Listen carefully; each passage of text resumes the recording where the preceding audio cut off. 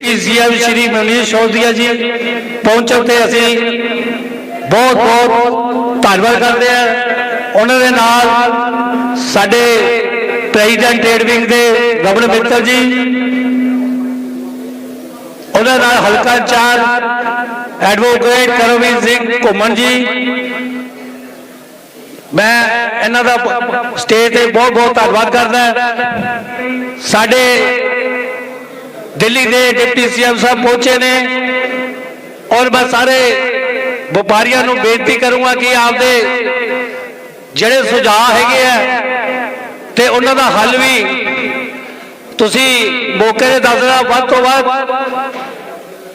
जो भी आपके सवाल है तफ्तीश ना रखना।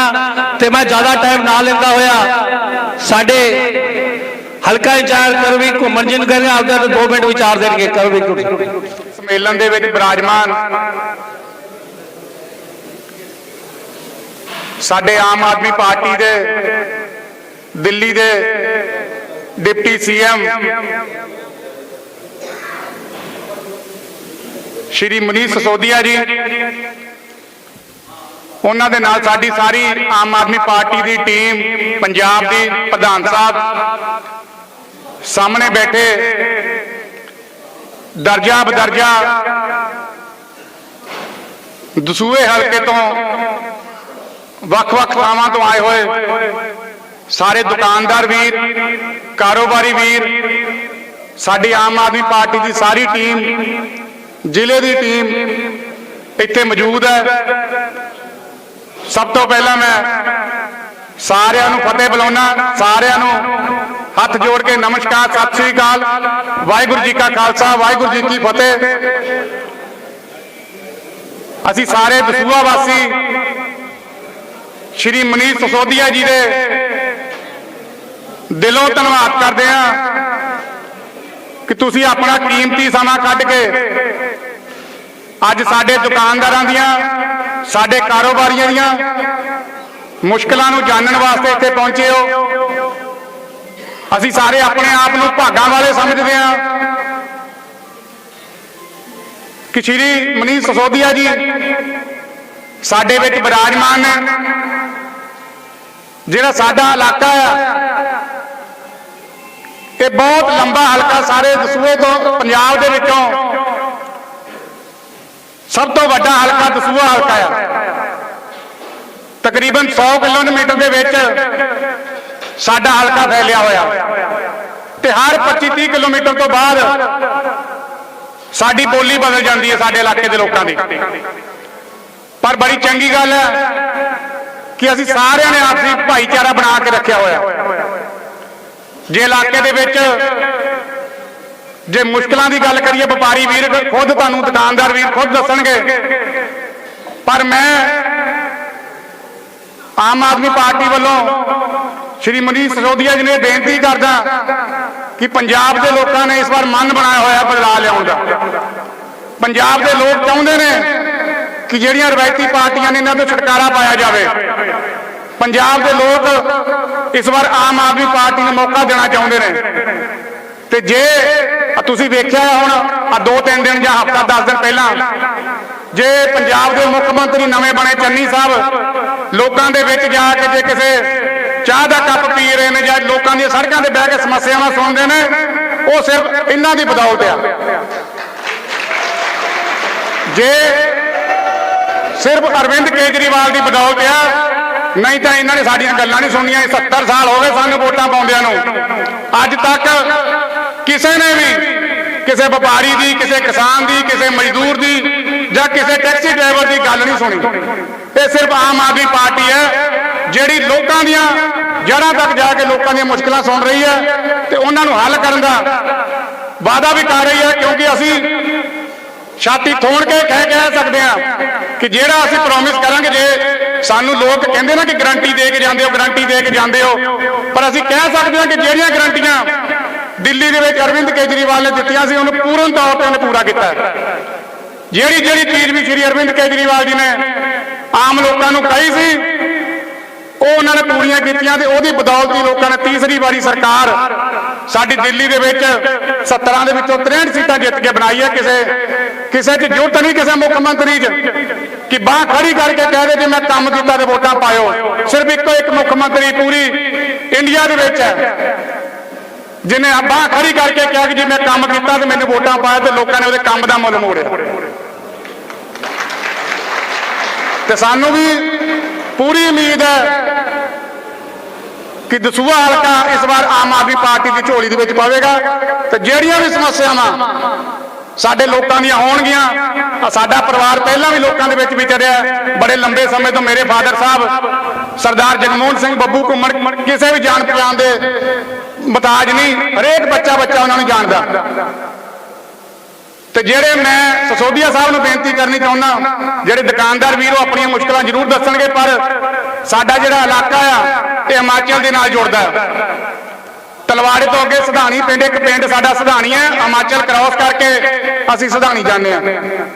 ਤੇ ਮੈਂ ਆਪਣੇ ਵੱਲੋਂ ਇਹ ਬੇਨਤੀ ਕਰਦਾ ਕਿ ਜਦੋਂ ਵੀ ਸਾਡੀ ਸਰਕਾਰ ਪੰਜਾਬ ਦੇ ਵਿੱਚ ਬਣੇ ਤਾਂ ਜਿਹੜਾ ਸਾਡਾ ਇਲਾਕਾ ਕੰਢੀ ਦਾ ਇਲਾਕਾ ਆ ਉਹਦੇ ਵਿੱਚ ਇੱਕ ਨਹੀਂ ਤਿੰਨ ਫੈਕਟਰੀਆਂ ਲੱਗ ਸਕਦੀਆਂ, ਕਿਉਂਕਿ ਤਲਵਾੜਾ ਕਮਾਈ ਦੇ ਵਿੱਚ ਤਾਰਪੁਰ ਤੇ ਤਲਵਾੜੇ ਦੇ ਉੱਪਰ ਦਾ ਇਲਾਕਾ ਸਾਡਾ ਸਾਰਾ ਖਾਲੀ ਏਰੀਆ ਪਿਆ ਤੇ ਸਰਕਾਰ ਦੇ ਕੋਲ ਜਗ੍ਹਾ ਵੀ ਬਹੁਤ ਹੈ, ਇਹ ਵੀ ਨਹੀਂ ਜਗ੍ਹਾ ਦੀ ਕਮੀ ਹੈ, ਹਰੇਕ ਸਾਡੀ ਸਰਕਾਰ ਦੀ ਜਗ੍ਹਾ ਹੈ। ਤੇ ਮੈਂ ਇਹ ਬੇਨਤੀ ਕਰਦਾ ਕਿ ਜੇ ਆਪਾਂ ਛੋਟੀਆਂ ਫੈਕਟਰੀਆਂ ਲਾ ਦਈਏ ਤੇ ਸਭ ਤੋਂ ਵੱਡੀ ਸਮੱਸਿਆ ਸਾਡੀ ਜਿਹੜੀ ਬੇਰੁਜ਼ਗਾਰੀ ਦੀ ਹੈ ਉਹਦਾ ਹੱਲ ਹੋ ਸਕਦਾ ਹੈ, ਕਿਉਂਕਿ ਸਾਡੇ ਨੌਜਵਾਨ ਭਰਾ ਹਿਮਾਚਲ ਦੇ ਵਿੱਚ ਟੈਰਿਸ, ਜਿੱਥੇ ਹਿਮਾਚਲ ਸਰਕਾਰ ਹੈ ਹਿਮਾਚਲ ਦੀ, ਉਹਦੇ ਵਿੱਚ ਫੈਕਟਰੀਆਂ ਲੱਗੀਆਂ ਹੋਈਆਂ, ਉੱਥੇ ਕੰਮ ਕਰਨ ਜਾਂਦੇ ਨੇ। ਕਿਉਂ ਫੈਕਟਰੀਆਂ ਲੱਗਦੀਆਂ ਉੱਥੇ?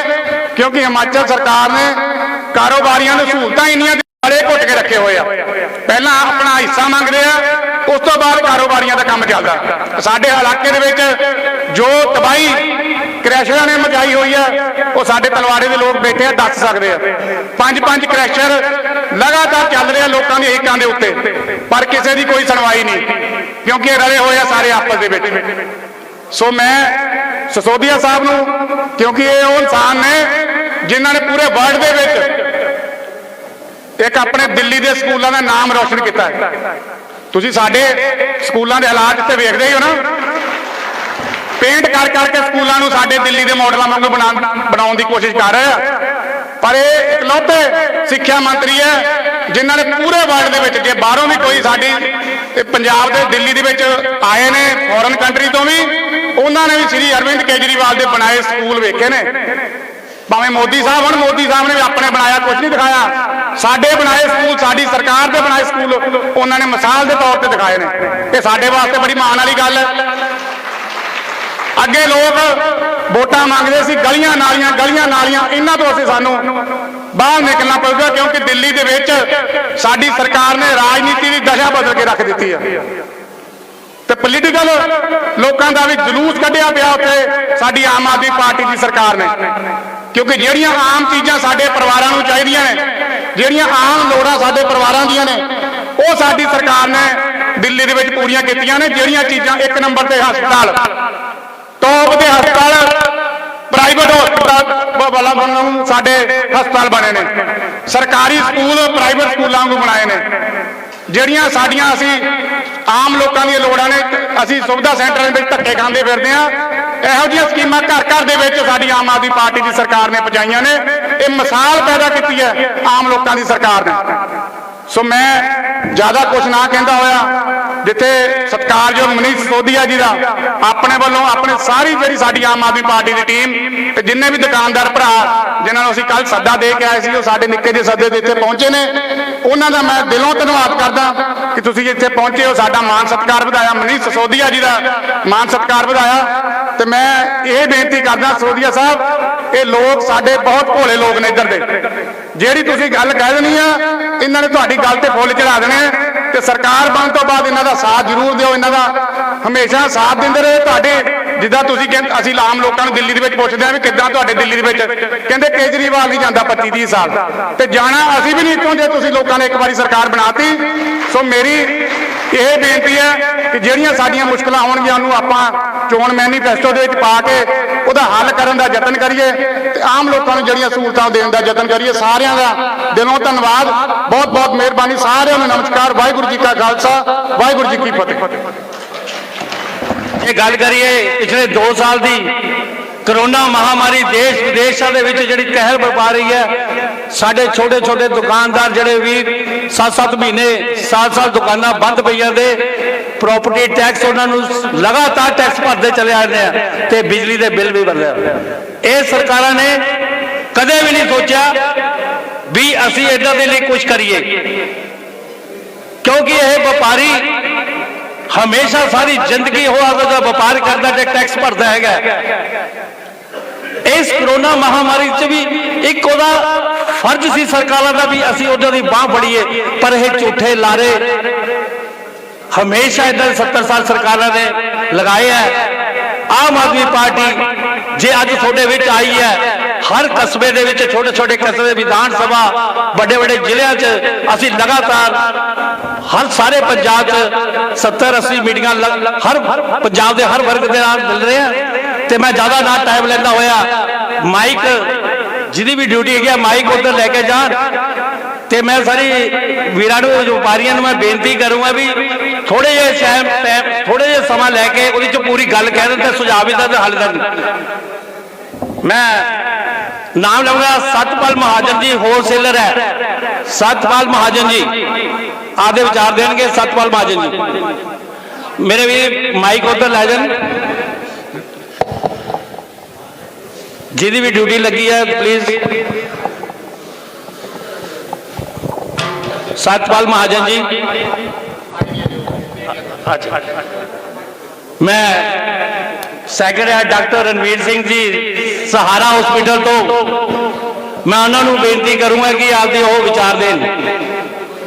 डॉक्टर रणवीर सिंह सहारा हॉस्पिटल तो thank you ji. Hello honourable deputy CM Shri Manish Sisodia ji,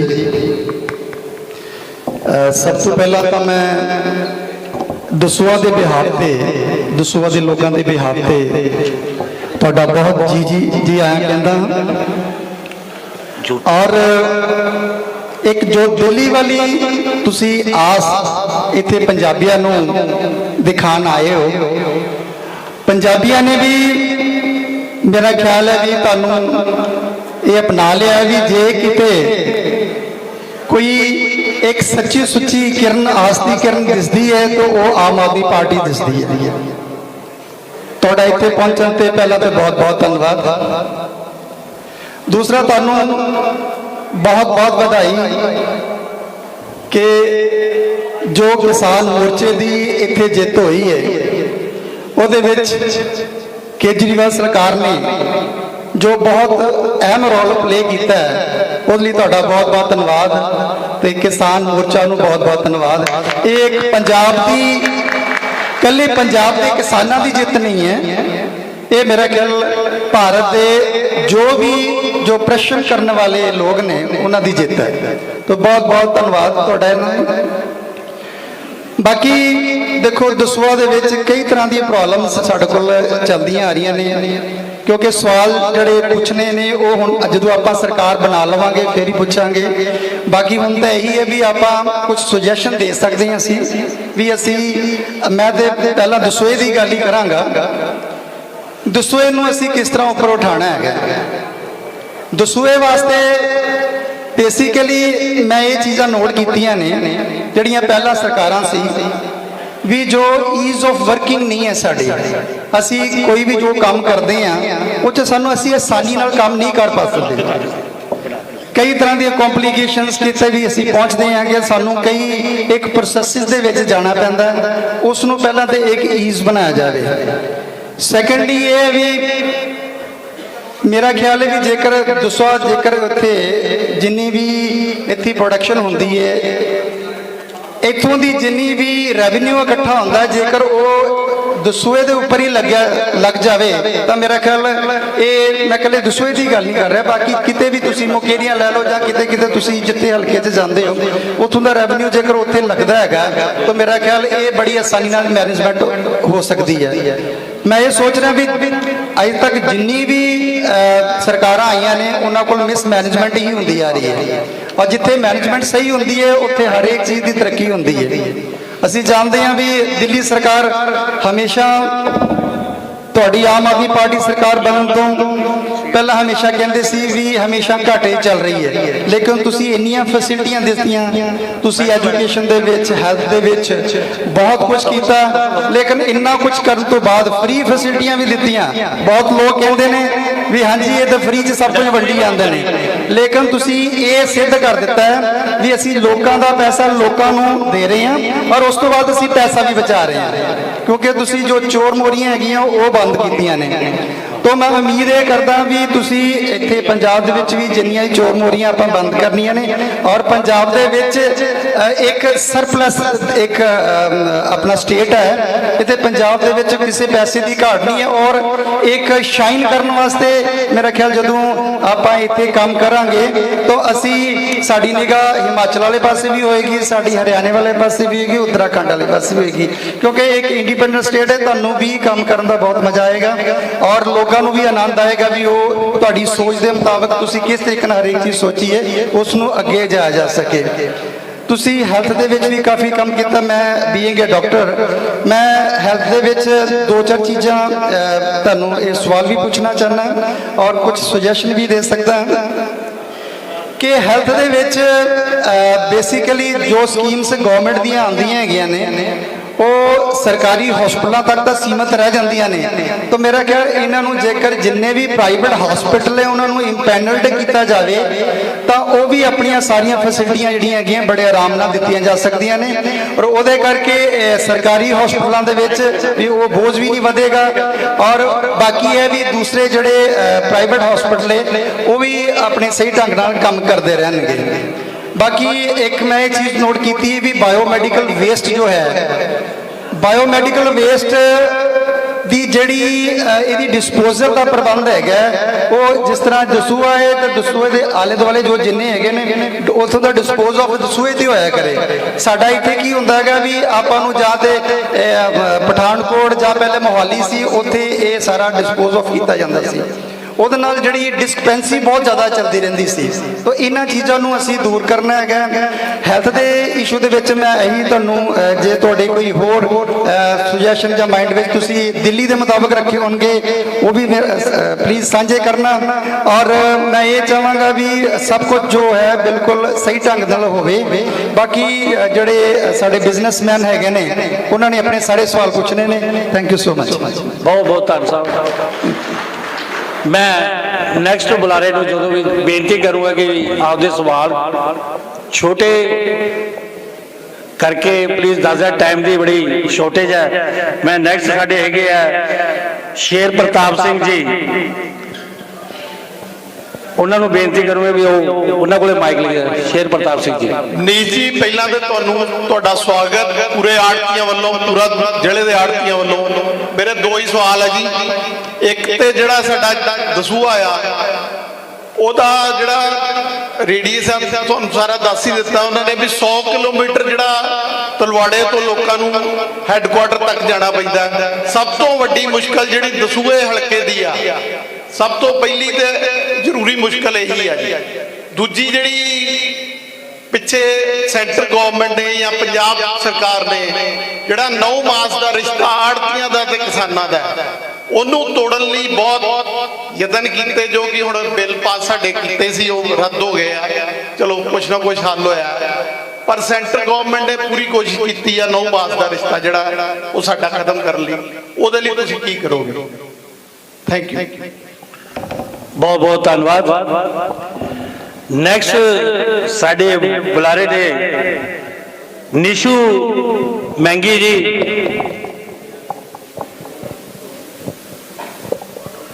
we ji short time च पूरे सवाल। सर वैरी वेलकम ਤੁਹਾਡਾ ਦਸਵਾ ਵਿੱਚ ਆਉਣ ਤੇ। ਸਰ ਮੈਂ ਤਲਵਾੜਾ ਸ਼ੂ ਐਸੋਸੀਏਸ਼ਨ ਤੋਂ ਜੀ। ਸਰ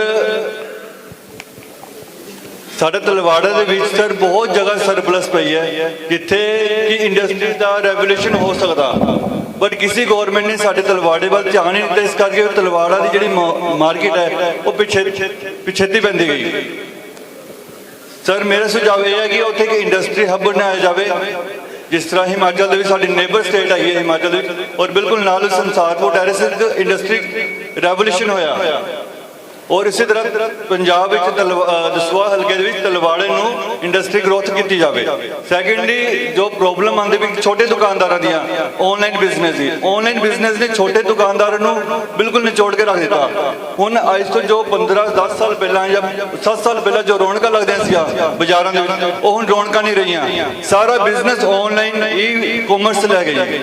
ਇਸ ਦੇ ਵਾਸਤੇ ਆਮ ਆਦਮੀ ਪਾਰਟੀ ਕੀ ਆਪਣਾ ਪੱਖ ਰੱਖੇਗੀ? ਨਿਸ਼ੂ ਜੀ ਬਹੁਤ ਬਹੁਤ ਧੰਨਵਾਦ। ਨੈਕਸਟ ਸਾਡੇ ਵਪਾਰੀ ਨੇ ਗੌਤਮ ਰਿਸ਼ੀ ਜੀ। ਗੌਤਮ ਰਿਸ਼ੀ ਜੀ ਪਲੀਜ਼ ਮਾਈਕ।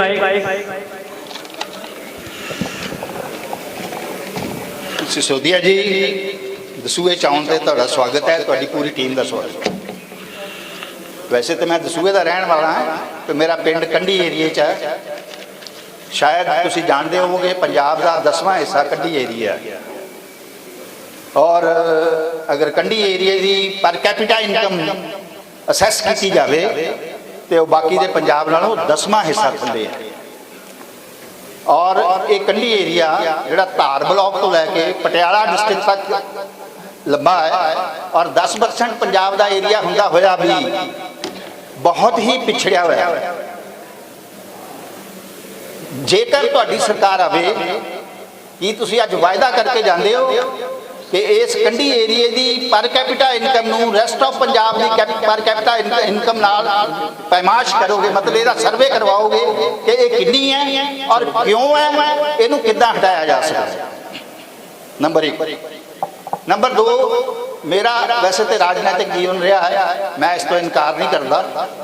ਮੈਂ ਦੂਸਰਾ ਸਵਾਲ ਇਹ ਤੁਹਾਨੂੰ ਕਰਨਾ ਚਾਹੁੰਦਾ ਹਾਂ ਕਿ ਮੈਂ ਜਾਣਦਾ ਕਿ ਦੇਸ਼ ਦੀ ਸਭ ਤੋਂ ਵੱਡੀ ਸਮੱਸਿਆ ਇਸ ਵੇਲੇ ਰਾਜਨੀਤਿਕ ਕਰਪਸ਼ਨ। ਇਸ ਰਾਜਨੀਤਿਕ ਕਰਪਸ਼ਨ ਨੂੰ ਕਿੱਦਾਂ ਹਟਾਇਆ ਜਾ ਸਕਦਾ? ਤੁਸੀਂ ਕੀ ਮੇਜਰ ਲਾਓਗੇ ਇਹਦੇ ਲਈ?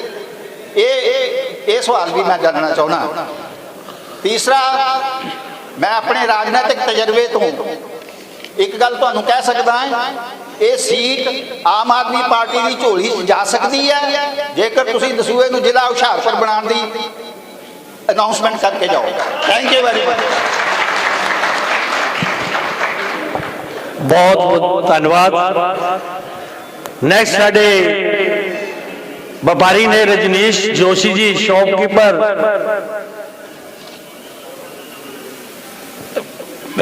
शॉपकीपर है आगे रजनीश जोशी जी, प्लीज माइक। सिसोदिया जी नमस्कार। मैं जोशी जी वालों बेनती करना चाहना कि सारे दुकानदार भा जिन्हें भी दुकानदार भरा है GST के रूप में सरकार को बहुत पैसा दे रहे हैं, बहुत ही ज्यादा पैसा दे रहे हैं। ये सरकार दुकानदारों ने कुछ नहीं दी। प्लीज इन्होंने बारे कुछ जरूर सोचो, क्योंकि आने वाला इंडिया एक नवा सिरजन का हो रहा है, जिन्होंने तुम बहुत ही बढ़िया बनाने की कोशिश कर रहे हो। मेरा इन्ना ही सवाल। Thank you.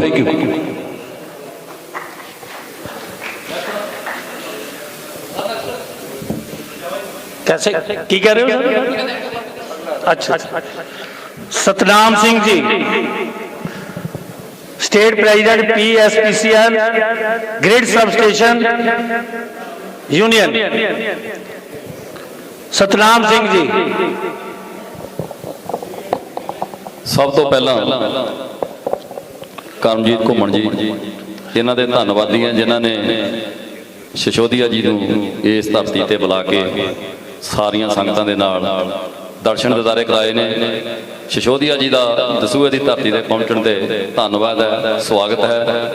सो मैं समूह बिजली मुलाजमां वालों आप जी दे नाल अपनियां 2-4 डिमांडां जिहड़ियां ने वो साझियां करांगा।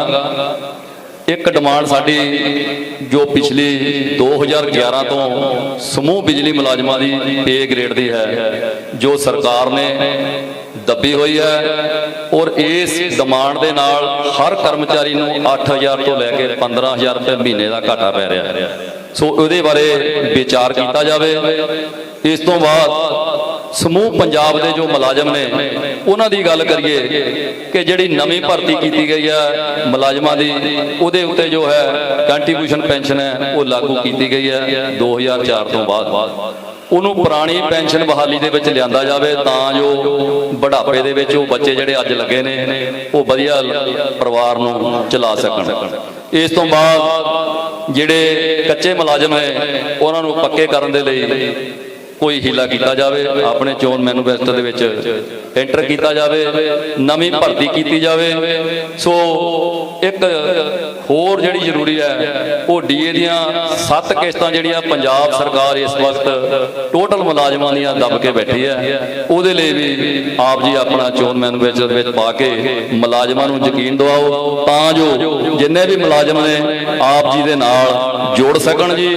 ਸੋ ਇਸ ਵਕਤ ਜਬੇ ਬਾਣ ਲਾਗਿਓ ਤਵੇ ਰੋਸ ਜਾਗਿਓ ਦੇ ਮਹਾਵਾਕ ਅਨੁਸਾਰ ਆ ਜਿੰਨੀਆਂ ਕਿ ਸੰਗਤਾਂ ਇੱਥੇ ਸੱਜੀਆਂ ਨੇ ਉਹ ਪਹਿਲਿਆਂ ਲੀਡਰਾਂ ਤੋਂ ਅੱਕ ਕੇ ਤੁਹਾਡੇ ਦਰਸ਼ਨ ਦਿਦਾਰਿਆਂ ਨੂੰ ਇੱਥੇ ਪਹੁੰਚੀਆਂ ਨੇ ਤੇ ਕੋਸ਼ਿਸ਼ ਕਰਨਾ ਸਾਰਿਆਂ ਦੀਆਂ ਆਸਾਂ ਤੇ ਪੂਰੇ ਉਤਰਨਾ ਜਿਵੇਂ ਦਿੱਲੀ ਦੇ ਵਿੱਚ ਉਤਰੇ ਨੇ। ਸੋ ਇੰਨੀਆਂ ਬੇਨਤੀਆਂ ਪ੍ਰਵਾਨ ਕਰਨੇ ਆ ਜੀ। ਧੰਨਵਾਦ ਜੀ। ਵਾਹਿਗੁਰੂ ਜੀ ਕਾ ਖਾਲਸਾ, ਵਾਹਿਗੁਰੂ ਜੀ ਕੀ ਫਤਿਹ।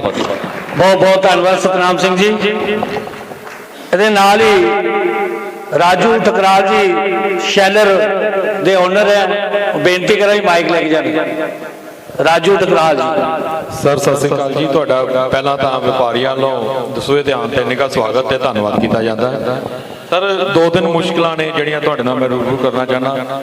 ਪਹਿਲੇ ਤੇ ਇੱਕ ਜਿਵੇਂ ਪਹਿਲਾਂ ਹੀ ਤਰਲੋਕ ਸਿੰਘ ਜੀ ਹਰਾਂ ਨੇ ਕਿਹਾ ਕਿ GST ਇਹਨਾਂ ਦੇਣੇ ਆ, ਇਨਕਮ ਟੈਕਸ ਇਹਨਾਂ ਦੇਣੇ ਆ, ਇਹ ਅਸੀਂ ਤੁਹਾਨੂੰ ਪੇ ਕਰਦੇ ਹਾਂ।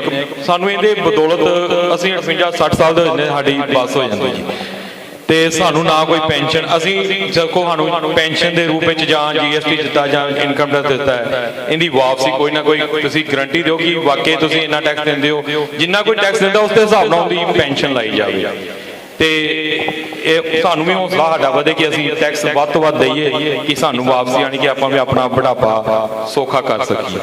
ਤੇ ਇੱਕ ਮਿਡਲ ਵਰਗ ਲਈ ਵੀ ਸੋਚਿਆ ਜਾਵੇ। ਹਰੇਕ ਉੱਪਰ ਲੈਣ ਦਾ ਕੋਈ ਫਰਕ ਹੀ ਨਹੀਂ ਕੀ ਹੋ ਰਿਹਾ ਕੀ ਨਹੀਂ ਹੋ ਰਿਹਾ, ਨੀਵੇਂ ਨੂੰ ਕੋਈ ਜਿੰਨਾ ਤੁਸੀਂ ਦੇ ਰਹੇ ਹੋ ਸਭ ਮਿਡਲ ਕਲਾਸ ਹੀ ਮੇਰੇ ਖਿਆਲ 'ਚ ਇੱਕ ਦੇਣਦਾਰ ਵੀ ਜਿਵੇਂ ਟੈਕਸ ਵੀ ਜਿਹੜਾ ਦਿੰਦਾ, ਮਿਡਲ ਕਲਾਸ ਸਭ ਤੋਂ ਜ਼ਿਆਦਾ ਟੈਕਸ ਦਿੰਦਾ ਵਾ। ਤੇ ਇਹ ਮਿਡਲ ਕਲਾਸ ਹੀ ਵਿੱਚ ਕਹਿੰਦੇ ਨਾ ਚੱਕੇ ਦੇ ਪੁੱਟ 'ਚ ਪੀਸਿਆ ਜਾਂਦਾ ਤੇ ਘੁਣ ਪੀਸ ਜਿਵੇਂ ਕਣਕ ਪੀਸੀ ਜਾਂਦੀ, ਉਹ ਹਾਲ ਸਾਡਾ। ਮਿਡਲ ਕਲਾਸ ਬਾਰੇ ਜਿਹੜੀ ਮਰਜ਼ੀ ਸਰਕਾਰ ਹੈ ਕਦੀ ਵੀ ਨਹੀਂ ਸੋਚਦੀ। ਉੱਪਰ ਲੈਣ ਕੋਈ ਫਰਕ ਨਹੀਂ, ਥੱਲੇ ਨੂੰ 300 ਯੂਨਿਟ 400 ਯੂਨਿਟ ਹੁਣ ਵੀ ਜਿਵੇਂ ਮਾਫ ਕੀਤਾ ਗਿਆ 7 ਕਿਲੋ ਵਾਟ, ਇਹਦੇ 'ਚ ਵੀ ਮਿਡਲ ਕਲਾਸ ਹੀ ਪੀਸਿਆ ਗਿਆ ਵਾ। ਤੇ ਅਸੀਂ ਕਹਿੰਦੇ ਕਿ ਮਿਡਲ ਕਲਾਸ ਲਈ ਵੱਲ ਵੀ ਤੁਸੀਂ ਧਿਆਨ ਦੇਵੋ ਤੇ ਇੱਕ ਪੈਨਸ਼ਨ ਵੱਲ ਜ਼ਰੂਰ ਧਿਆਨ ਦੇਵੋ। ਤੇ ਇੱਕ ਸਾਡਾ ਜਿਵੇਂ ਮੈਡੀਕਲ ਕਾਰਡ ਵੀ ਬਣਾਇਆ ਜਾਵੇ ਦੁਕਾਨਦਾਰ ਵੀਰਾਂ ਦਾ, ਕਿ ਜਿਵੇਂ ਵਾਕਈ ਕੋਈ ਇੱਕੋ ਜਿਹੇ ਸਾਰੇ ਨਹੀਂ ਹੁੰਦੇ, ਕੋਈ ਗਰੀਬ ਕੋਈ ਅਮੀਰ, ਤੇ ਇਹਦੇ ਬਾਰੇ ਵੀ ਧਿਆਨ ਦਿੱਤਾ ਜਾਏ। ਬਹੁਤ ਬਹੁਤ ਧੰਨਵਾਦ ਜੀ। ਠਕਰਾਲ ਜੀ ਬਹੁਤ ਬਹੁਤ ਧੰਨਵਾਦ। ਨੈਕਸਟ ਸਾਡੇ ਬੁਲਾਰੇ ਨੇ ਕੁਮਾਰ ਸੈਣੀ ਜੀ, ਸੀਨੀਅਰ ਸਿਟੀਜ਼ਨ ਕੁਮਾਰ ਸੈਣੀ ਜੀ।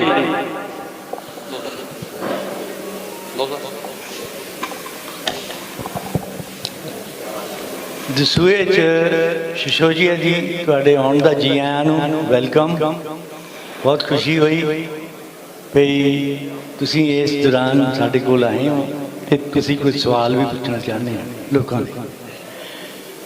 ਮੈਂ ਸੀਨੀਅਰ ਸਿਟੀਜ਼ਨ ਦੇ ਤੌਰ ਤੇ ਤੁਹਾਨੂੰ ਇਹ ਬੇਨਤੀ ਕਰਾਂਗਾ ਕਿ ਸੀਨੀਅਰ ਸਿਟੀਜ਼ਨ ਦਾ ਵੀ ਆਪਣੇ ਮੈਨੀਫੈਸਟੋ 'ਚ ਜ਼ਿਕਰ ਕਰੋ। ਇੱਕ ਇਹਦੇ ਲਈ ਸਾਡੇ ਕੋਲ 11.7% ਆਬਾਦੀ ਹੈ ਸਾਡੀ ਸੀਨੀਅਰ ਸਿਟੀਜ਼ਨ ਦੀ ਪੰਜਾਬ 'ਚ। ਜੇ ਵੋਟ ਸ਼ੇਅਰ ਦੇਖੀਏ ਤਾਂ ਸਾਡਾ 20% ਬਣਦਾ।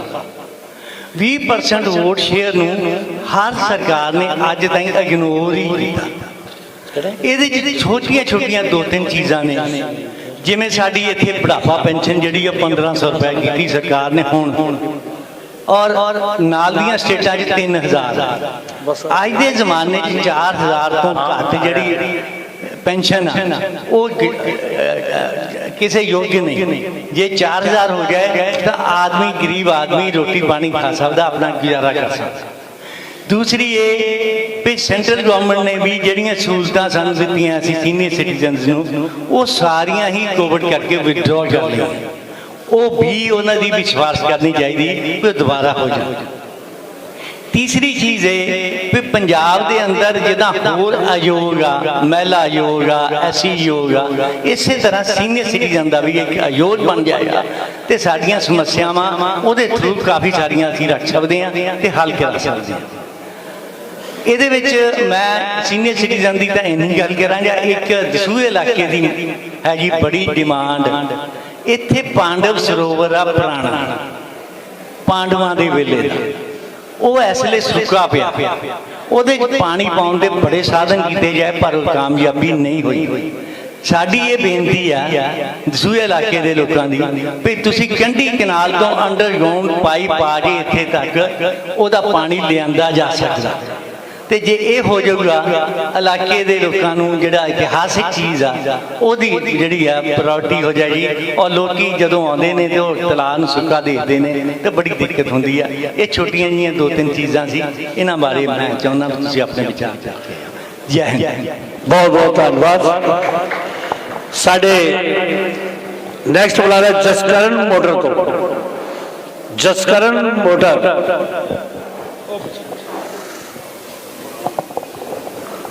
ਵੀਰ ਜੀ ਸ਼ੋਰਟ ਟਾਈਮ। ਮੈਂ ਕਿਸ ਮਿੰਟ ਤੋਂ ਜਾ ਟਾਈਮ ਨਹੀਂ ਲਾਣਾ।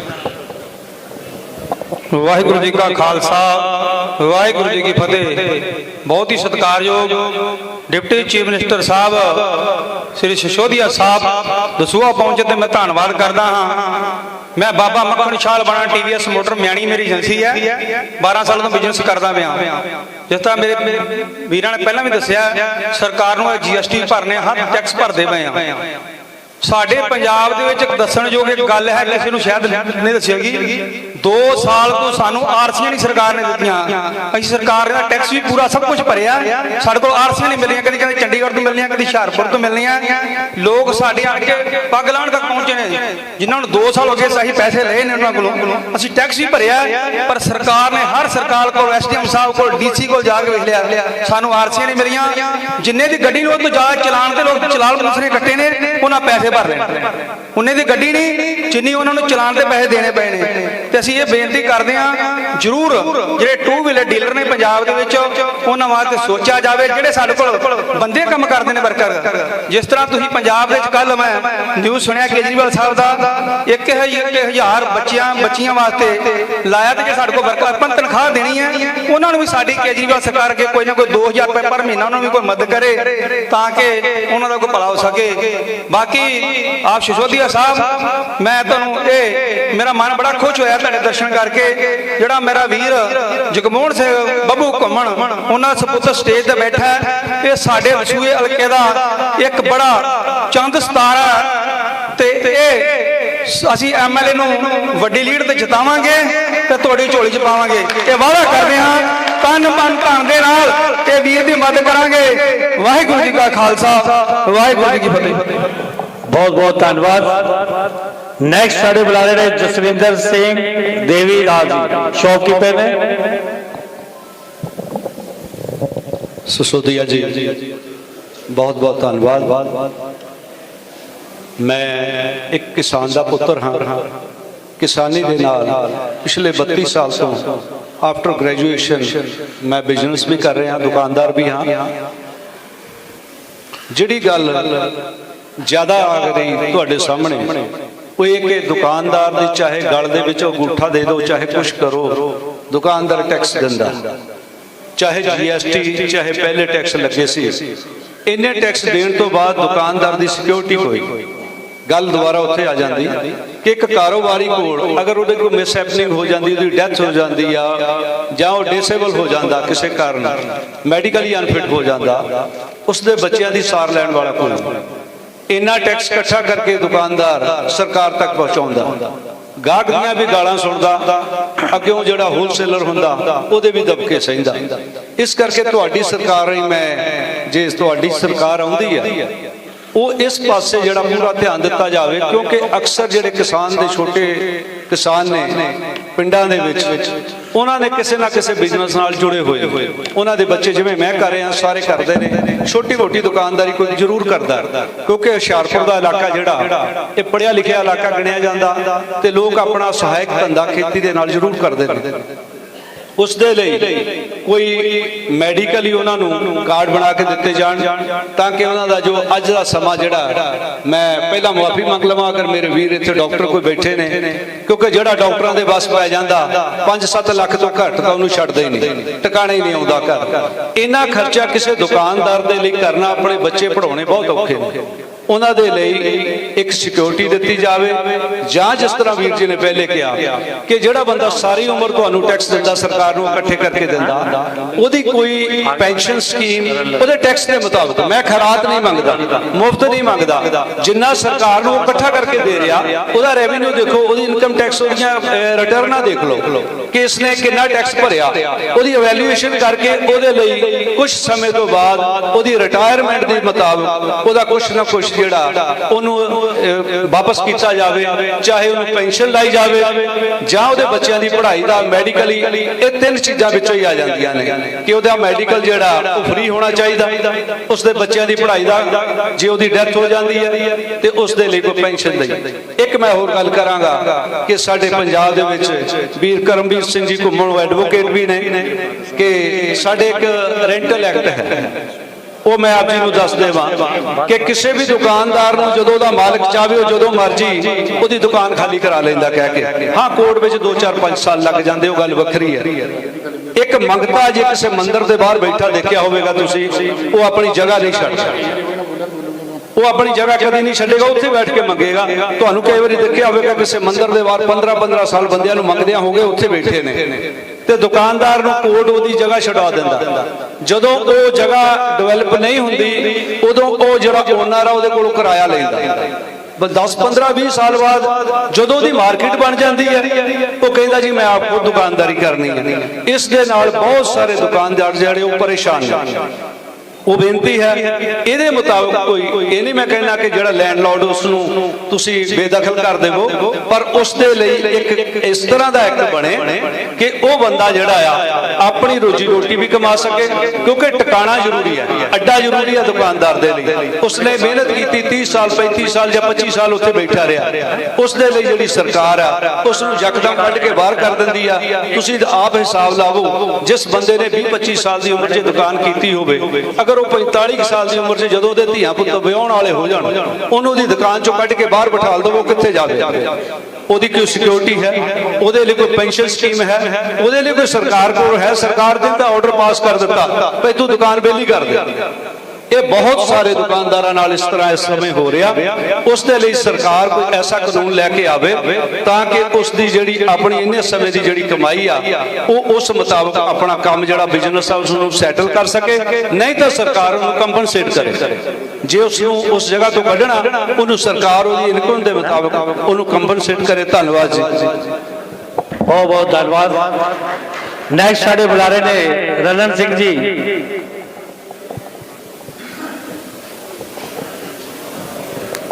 ਜੀ ਬਹੁਤ ਸ਼ਾਰਟ ਟਾਈਮ ਥੋੜੀ ਵੈਲਕਮ ਟੂ ਡਿਪਟੀ ਸੀਐਮ ਸਾਹਿਬ। ਮੇਰਾ ਨਾਮ ਮਨੀਸ਼ ਰਲਨ ਹੈ ਜੀ। ਮੈਂ ਇੱਥੇ ਮੇਰੀ ਇੱਕ ਰਾਈਸ ਮਿਲ ਆ ਜੀ। ਸਾਡੇ ਬਜ਼ੁਰਗ 1970 ਦੀ ਰਾਈਸ ਮਿਲ ਡਿਪਟੀ ਸੀਐਮ ਸਾਹਿਬ ਚਲਾ ਰਹੇ ਆ।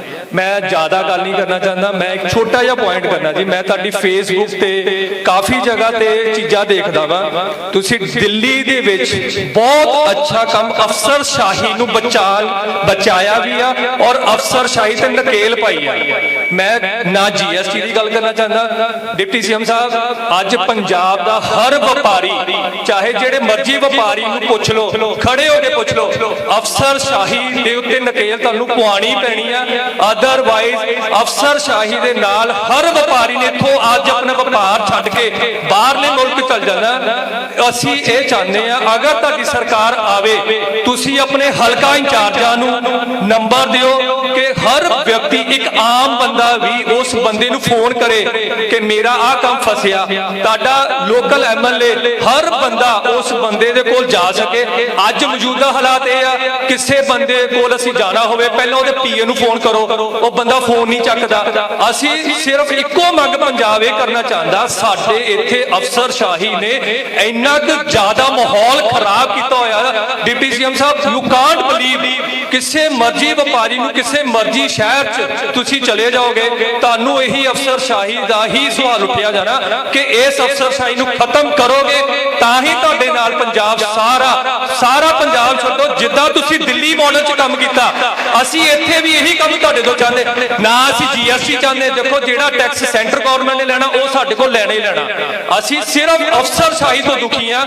ਜੇ ਇਸ ਨੂੰ ਨਕੇਲ ਪਵਾ ਦੋਗੇ ਤੁਹਾਡੀ ਜਿੱਤ ਨਹੀਂ, ਪਰਮਾਤਮਾ ਤੁਹਾਡੇ ਨਾਲ ਅੱਜ ਹੋਊਗਾ। Thank you. ਬਹੁਤ ਧੰਨਵਾਦ ਮਨੀਸ਼ ਲੱਲਣ ਜੀ ਦੇ। ਮੈਂ ਸਾਡੇ ਜਿਹੜੇ ਹਲਕਾ ਇੰਚਾਰਜ ਕਰਮਵੀਰ ਜੀ ਉਹਨਾਂ ਦੇ ਫਾਦਰ ਸਾਹਿਬ ਨੂੰ ਬੇਨਤੀ ਕਰੂੰਗਾ, ਉਹ ਕਹਿੰਦੇ ਵੀ ਜਿਨ੍ਹਾਂ ਦੀ ਬਦੌਲਤ ਅੱਜ ਸਟੇਜ ਤੇ ਹੈ ਉਹ 2 ਮਿੰਟ ਉਹ ਆਪਦਾ ਸਟੇਜ ਸ਼ੇਅਰ ਕਰਨਗੇ। ਜਗਮੋਹਨ ਸਿੰਘ ਜੀ ਘੁੰਮਣ। ਬਹੁਤ ਹੀ ਸਤਿਕਾਰਯੋਗ ਦਿੱਲੀ ਦੇ ਡਿਪਟੀ CM ਮਨੀਸ਼ ਸਿਸੋਦੀਆ ਜੀ, ਉਹਨਾਂ ਦਾ ਇੱਥੇ ਆਉਣ ਤੇ ਦਸੂਹੇ ਦੀ ਧਰਤੀ ਤੇ 11 ਪਾਂਡਵਾਂ ਦੀ ਪਵਿੱਤਰ ਧਰਤੀ ਹੈ, ਇੱਥੇ ਆਉਣ ਤੇ ਮੈਂ ਉਹਨਾਂ ਨੂੰ ਨਿੱਘੀ ਜੀ ਆਇਆਂ ਕਹਿੰਦਾ। ਨਾਲ ਦੀ ਨਾਲ ਮੈਂ 2 ਕੁ ਮੰਗਾਂ ਸਿਸੋਦੀਆ ਜੀ ਕੋਲ ਰੱਖਣੀਆਂ ਨੇ। ਦਸੂਹਾ ਤਹਿਸੀਲ ਪੰਜਾਬ ਦੀ ਸਭ ਤੋਂ ਵੱਡੀ ਤਹਿਸੀਲ ਹੈ, ਪਰ ਲੰਮੇ ਸਮੇਂ ਤੋਂ ਅਣਗੌਲਿਆਂ ਹੁੰਦੀ ਰਹੀ। ਇਹ ਗੱਲ ਕਹਿੰਦਿਆਂ ਮੈਨੂੰ ਸ਼ਰਮ ਮਹਿਸੂਸ ਹੁੰਦੀ ਹੈ ਕਿ ਇੱਥੇ ਬਹੁਤ ਪੜ੍ਹੇ ਲਿਖੇ ਵਧੀਆ ਵਿਅਕਤੀ ਇਸ ਸ਼ਹਿਰ ਦੇ ਵਿੱਚ ਰਹਿੰਦਿਆਂ ਹੁੰਦਿਆਂ ਵੀ ਅਸੀਂ ਇੱਥੇ ਕੋਈ ਸਰਕਾਰੀ ਕਾਲਜ ਨਹੀਂ ਬਣਵਾ ਸਕੇ। ਦੇਸ਼ ਦੀ ਵੰਡ ਤੋਂ ਬਾਅਦ ਏਡੀ ਵੱਡੀ ਤਹਿਸੀਲ ਹੁੰਦਿਆਂ ਇੱਥੇ ਕੋਈ ਸਰਕਾਰੀ ਕਾਲਜ ਨਹੀਂ। ਕਿਰਪਾ ਕਰਕੇ ਬੇਨਤੀ ਕਰਨੀ ਚਾਹੁੰਦੇ ਆ ਵੀ ਇੱਥੇ ਕਾਲਜ ਜਿਹੜਾ ਹੈ ਇਹ ਜ਼ਰੂਰ ਬਣਾਇਆ ਜਾਵੇ। ਇਹਦੇ ਨਾਲ ਦੀ ਨਾਲ ਇੱਕ ਮੇਰੇ ਭਾਈ ਸਾਹਿਬ ਮੇਰੇ ਵੀਰ ਨੇ ਗੌਤਮ ਜੀ ਨੇ, ਜਿਹੜੇ ਕਿ ਮੇਰੇ ਵੱਡੇ ਵੀਰ ਨੇ, ਉਹਨਾਂ ਨੇ ਬੇਨਤੀ ਕੀਤੀ ਜ਼ਿਲ੍ਹੇ ਦੀ, ਤੇ ਕੁਮਾਰ ਸਾਨੀ ਜੀ ਬੈਠੇ ਨੇ ਜਿਹੜੇ ਸੀਨੀਅਰ ਸਿਟੀਜ਼ਨ ਨੇ, ਇਹਨਾਂ ਨੇ ਬੜੇ ਧਰਨੇ ਵੀ ਮਾਰੇ। ਸਾਡੇ ਫਾਦਰ ਸਾਹਿਬ ਵੀ ਇਹਨਾਂ ਦੇ ਨਾਲ ਰਹੇ, ਮੇਰੇ ਚਾਚਾ ਜੀ DIG ਰਿਟਾਇਰ ਹੋਏ ਉਹ ਵੀ ਨਾਲ ਰਹੇ। ਸ਼ਹਿਰ ਦੇ ਵਿੱਚ ਲਗਾਤਾਰ ਇਹਨਾਂ ਨੇ ਬੜਾ ਲੰਮਾ ਸਮਾਂ ਸੰਘਰਸ਼ ਕੀਤਾ ਜ਼ਿਲ੍ਹਾ ਬਣਾਉਣ ਲਈ, ਪਰ ਇਹਨੂੰ ਜ਼ਿਲ੍ਹਾ ਨਹੀਂ ਬਣਾਇਆ ਗਿਆ। ਆ ਛੋਟੀਆਂ ਤਹਿਸੀਲਾਂ ਜਿਹੜੀਆਂ ਉਹ ਜ਼ਿਲ੍ਹੇ ਬਣ ਗਏ, ਪਰ ਦਸੂਹਾ ਉੱਥੇ ਰਿਹਾ। ਅਖੀਰੇ ਵਿਚਾਰੇ ਰੌਲਾ ਰੱਪਾ ਪਾ ਕੇ ਇੱਥੋਂ ਦੇ ਲੋਕ ਜਿਹੜੇ ਚੁੱਪ ਕਰਕੇ ਬੈਠ ਗਏ। ਸੋ ਬੇਨਤੀ ਕਰਾਂਗੇ ਕਿ ਜਦ ਸਾਡੀ ਸਰਕਾਰ ਆਵੇ, ਸਰਕਾਰ ਤਾਂ ਯਕੀਨਨ ਹੀ ਹੈ ਕਿ ਤੁਹਾਡੀ ਆਉਣੀ ਹੈ, ਪਰ ਸਰਕਾਰ ਆਉਣ ਤੇ ਇਹ ਦਸੂਹੇ ਨੂੰ ਜ਼ਿਲ੍ਹਾ ਜ਼ਰੂਰ ਬਣਾਇਆ ਜਾਵੇ। ਇਹ ਵੇਖ ਲਿਆ ਜਾਵੇ ਕਿ ਦਸੂਹਾ ਕਿੰਨਾ। ਬਾਕੀ ਇੱਕ ਤੀਜੀ ਮੰਗ ਜਿਹੜੀ ਬਹੁਤ ਜ਼ਰੂਰੀ ਹੈ, ਕਿ ਲੋਕਡਾਊਨ ਦੇ ਵਿੱਚ ਛੋਟੇ ਵਪਾਰੀਆਂ ਨੂੰ ਬੜਾ ਧੱਕਾ ਲੱਗਾ, ਇਹਨਾਂ ਲਈ ਵੀ ਕੋਈ ਸਹੂਲਤਾਂ ਦਾ ਆਦਾਨ ਪ੍ਰਦਾਨ ਕੀਤਾ ਜਾਵੇ, ਕਿਉਂਕਿ ਬਹੁਤ ਜਿਹੜੀ ਗਰੀਬੀ ਹੈ ਇੱਥੇ ਇਹਦੇ ਨਾਲ ਹੋਈ ਹੈ, ਜਿਹੜੇ ਲੋਕਾਂ ਦਾ ਲੱਕ ਟੁੱਟ ਗਿਆ। ਇੱਕ ਮੰਗ ਅਖੀਰਲੀ ਮੈਂ ਹੋਰ ਦਸੂਹੇ ਦੀ ਰੱਖਣੀ ਚਾਹੁੰਦਾ। ਦਸੂਹੇ ਦੇ ਵਿੱਚ ਕੰਢੀ ਦੇ ਏਰੀਏ ਦੇ ਵਿੱਚ ਇੱਕ ਨਿੱਕੀ ਨਹਿਰ ਚੱਲਦੀ ਹੈ, ਨਹਿਰ ਬਣਾਈ ਹੋਈ ਹੈ, ਇੱਥੋਂ ਦੀਆਂ ਪੈਲੀਆਂ ਨੂੰ ਜਿਹੜਾ ਪਾਣੀ ਦਿੱਤਾ ਜਾਵੇ। ਪਰ ਲੰਮਾ ਸਮਾਂ ਤਕਰੀਬਨ ਜੇ ਮੈਂ ਇਹ ਕਹਾਂ ਕਿ 2-2 ਸਾਲ ਉਹ ਬੰਦ ਹੀ ਰਹਿੰਦੀ ਹੈ। ਉਹਦੀ ਰਿਪੇਅਰ ਆ ਜਾਂਦੀ ਹੈ, ਰਿਪੇਅਰਾਂ ਦੇ ਪੈਸੇ ਖਾ ਲਏ ਜਾਂਦੇ ਆ, ਮੁੜ ਕੇ ਨਹਿਰ ਫਿਰ ਟੁੱਟ ਜਾਂਦੀ ਹੈ। ਉਹਦੇ ਵੱਲ ਕਿਸੇ ਨੇ ਖਾਸ ਧਿਆਨ ਨਹੀਂ ਕਦੀ ਦਿੱਤਾ। ਪੈਸਾ ਬਹੁਤ ਆਉਂਦਾ ਸਰਕਾਰ ਦਾ, ਸੈਂਟਰ ਸਰਕਾਰ ਦਾ, ਪਰ ਉੱਥੇ ਕਦੀ ਲੱਗਿਆ ਕਦੀ ਨਹੀਂ। ਅੱਜ ਵੀ ਉਹ ਬੰਦ ਪਈ ਆ ਪਿਛਲੇ 1.5 ਸਾਲ ਤੋਂ। ਸਰਕਾਰ ਆਉਣ ਦੇ ਉੱਤੇ ਉਹਨੂੰ ਪੱਕੀ ਤੌਰ ਤੇ ਯਕੀਨਨ ਉਹਨੂੰ ਜਿਹੜੀ ਨਹਿਰ ਹੈ ਉਹਨੂੰ ਬਣਾਇਆ ਜਾਵੇ, ਤਾਂ ਕਿ ਜਿਹੜੇ ਇੱਥੋਂ ਦੇ ਲੋਕ ਨੇ ਉਹਨਾਂ ਦੀ ਰੋਜੀ ਰੋਟੀ ਦਾ, ਜਾਂ ਕੰਢੀ ਦਾ ਗਰੀਬ ਇਲਾਕਾ ਰੋਜੀ ਰੋਟੀ ਤੁਰਦੀ ਰਹੇ। ਇੰਨੀਆਂ ਬੇਨਤੀਆਂ ਕਰਦਾ ਹੋਇਆ ਤੁਹਾਡੇ ਨੂੰ ਇੱਕ ਵਾਰੀ ਫਿਰ ਆਪਣੇ ਦਿਲ ਦੀਆਂ ਗਹਿਰਾਈਆਂ ਚੋਂ ਮਨੀਸ਼ ਸਿਸੋਦੀਆ ਜੀ ਦਾ ਧੰਨਵਾਦ ਕਰਨਾ ਕਿ ਉਹਨਾਂ ਨੇ ਇੱਥੇ ਆਣ ਕੇ ਸਾਡੇ ਵਪਾਰੀ ਵੀਰਾਂ ਦੀ ਤੇ ਸਾਡੀ ਗੱਲ ਸੁਣੀ। ਧੰਨਵਾਦ ਜੀ, ਬਹੁਤ ਧੰਨਵਾਦ ਘੁੰਮਣ ਸਾਹਿਬ। ਸਰ ਮਨੀਸ਼ ਜੀ ਨੇ ਜਿਹੜੀ ਗੱਲ ਕਹੀ ਉਹ ਗੱਲ ਬਿਲਕੁਲ ਸਹੀ ਹੈ। ਮੈਂ ਜੇ ਗੱਲ ਕਰਾਂ ਪੰਜਾਬ ਦੇ ਵੱਖ-ਵੱਖ ਹਲਕਿਆਂ 'ਚ ਜਾ ਰਿਹਾ, 2017 ਤੋਂ ਪਹਿਲਾਂ ਜਿਹੜਾ ਵੈਟ ਹੁੰਦਾ ਸੀ ਉਹਦੇ ਤੇ ਸਰ ਪੰਜਾਬ 'ਚ ਹਰ ਵਪਾਰੀ ਨੂੰ ਵੈਟ ਦੇ ਨੋਟਿਸ ਕੱਢਣ ਲੱਗ ਗਏ, ਔਰ ਇਹ ਉਹਦੇ 'ਚ ਮੈਨੂੰ ਵੀ ਕੱਢਿਆ ਗਿਆ, ਜਿਸ 'ਚ ਕਿ ਮੈਂ 1 ਲੱਖ ਰੁਪਇਆ ਦੇ ਕੇ ਆਪਦਾ ਕੇਸ ਨਿਬੇੜਿਆ। 1 ਲੱਖ ਰੁਪਇਆ ਦੇ ਕੇ ਸਰ ਮੈਂ ਆਪਣਾ ਕੇਸ ਨਿਬੇੜਿਆ, ਤੇ ਹਰ ਕੇਸ ਦੇ ਉੱਤੇ 200 ਰੁਪਇਆ पर मंथ 2400 रुपया शायद एक केस का सोल्व करने का लै रहे सर। ये भी एक व्यापारियों की, छोटे छोटे व्यापारियों की बहुत बड़ी समस्या है। मैं जे साडे डिप्टी सीएम मनीष सिसोदिया जी गल करिए, तुसी इन्हां दे शिक्षा के खेत्र च देखा होना, देश विदेश ते एक उदाहरण दी जाती है। जे अमरीका तो राष्ट्रपति की वाइफ मिलन आ रहे हैं, स्कूल देखने वास्ते आ रहे, स्पेशली साड़ी आम आदमी पार्टी ने उसे स्कूल कैसे बनाए ने। मैं 2018 की गल करा, मैनू भी लगता सी भी शायद स्कूलों की नुहार ना बदली होवे। सर ने मैनू कहा तुसी जाके देखो, स्पेशल जाके वीडियो बनाओ तो पंजाब च लेके जाओ। मैं तुसी इमेजिन नहीं कर सकते भी मैं एक होटल बिजनेस करता भी, मेरे होटल नालों वधिया स्कूल, स्विमिंग पूल, एसी कमरे, हर कमरे का रूप देखने वाला, जे उत्थे कंप्यूटर रूम है वह अलग। मैं देख के हैरान रह गया भी एज ए साडे डिप्टी सीएम जे जिदन पंजाब साडी सरकार बनूगी, असीं भी आपदे पंजाब का स्कूल उही असीं रूप देख सकीए। मैं उन्हें बना तो पहला इस सारे व्यापारियों का बहुत बहुत धन्यवाद करता है भी जिन्होंने आज थोड़े समय च बहुत कुछ कहता। साडे डिप्टी सीएम मनीष सिसोदिया जी मैं बुलाना स्टेज पे, उन्होंने 2000 ताड़ियां।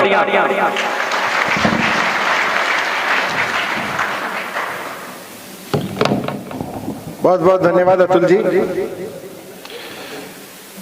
मंच पर आसीन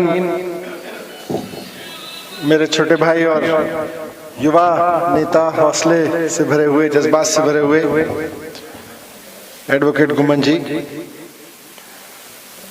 और तमाम साथी, यहाँ दसोया के सभी व्यापारी साथी, आज इस व्यापारी संवाद कार्यक्रम में आपने पधार कर इसे सफल बनाया, इसके लिए सबसे पहले तो मैं आपको बहुत धन्यवाद देता हूँ, बहुत आभार व्यक्त करता हूँ आपका।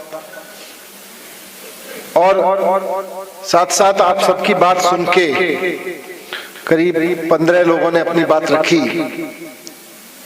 किसी ने 2 लाइन में रखी, किसी ने 2 मिनट में रखी, लेकिन सबकी बात सुन के अगर मैं उसका सार एक लाइन में कहूं तो कह सकता हूं कि पंजाब का व्यापारी परेशान बहुत है। परेशान है इसलिए उसके मन में डर है, परेशान है इसीलिए वो सोचता है कि मुझे कुछ सुरक्षा दी जाए, मुझे कुछ सोशल सिक्योरिटी की कोई स्कीम लाई जाए, मेरी दुकानों की रक्षा की जाए, मेरे किराए की रक्षा की जाए। पर मुझे लगता है कि इन आप सबकी बात का, आप सबकी परेशानी का और पूरे पंजाब के व्यापारी की परेशानी का जो सबसे बड़ा हाईलाइट, सबसे बड़ा underline statement about the problem of trader जो दिया वो मनीष रल्लन जी ने दिया कि व्यापारी परेशान इसलिए है क्योंकि सरकार ने उसको दुखी कर रखा है। और मैं आज आपके बीच में, देखिए सरकार बनेगी तो सरकार बनने के बाद बहुत सारी चीजें होंगी, सरकार बनेगी, सरकार बनने के बाद परिस्थितियां बनती रहेंगी और चीजें होती रहेंगी। दिल्ली में जो चीजें कह के नहीं आए थे चुनाव में, उतना उतना किया है। हमने कहा था बिजली के दाम आधे करेंगे दिल्ली में, लेकिन जब सरकार बनी और परिस्थितियां अच्छी होती चली गई तो दिल्ली में 73 to 85% लोगों के बिजली के बिल हर महीने 0 आते हैं। तो जब चुनाव लड़ा था तो ये नहीं सोचा था कि दिल्ली की महिलाओं के लिए बसें फ्री कर देंगे, लेकिन जब परिस्थितियां अच्छी हो गई तो और भी बहुत कुछ कर दिया। ये इसलिए कह रहा हूं क्योंकि असली चीज है कि जड़ को पकड़ना।